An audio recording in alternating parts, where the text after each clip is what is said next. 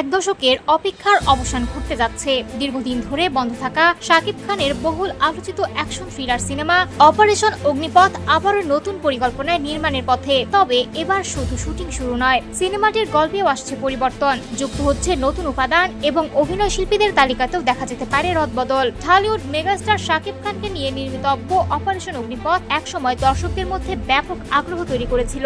সিনেমাটির প্রথম ধাপের দৃশ্য ধারণ হয়েছিল অস্ট্রেলিয়ায়। পরে টিজার প্রকাশের পর প্রকল্পটি নিয়ে তৈরি হয় নতুন প্রত্যাশা, কিন্তু অভ্যন্তরীণ নানা জটিলতা ও টানাপোড়েনের কারণে হঠাৎ করে থেমে যায় এর নির্মাণ কাজ।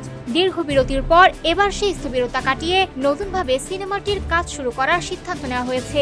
সংশ্লিষ্ট কর্তৃপক্ষের বরাতে জানা গেছে, বর্তমান সময় এবং আধুনিক দর্শকের রুচির সঙ্গে সামঞ্জস্য রেখে অপারেশন অগ্নিপথ এর মূল গল্পে সংশোধন আনা হবে, পাশাপাশি যুক্ত করা হবে নতুন কিছু উপাদান। এ বিষয়ে প্রযোজক, পরিচালক ও শাকিব খান তিন পক্ষই নীতিগতভাবে একমত হয়েছেন। গল্পে পরিবর্তনের পাশাপাশি অভিনয় শিল্পীদের তালিকাতেও কিছু পরিবর্তন আসতে পারে বলে জানা গেছে। তবে সিনেমাটির প্রধান আকর্ষণ এবং পুরো আয়োজনের কেন্দ্রবিন্দুতে থাকছেন শাকিব খান। ভার্টেক্স মিডিয়ার ব্যানারে জানে আলমের প্রযোজনায় ছবিটি পরিচালনা করছেন আশিকুর রহমান। নির্মাণ সংশ্লিষ্টদের পরিকল্পনা অনুযায়ী আগামী বছর থেকে সিনেমাটির মূল দৃশ্য ধারণ শুরু হওয়ার কথা রয়েছে।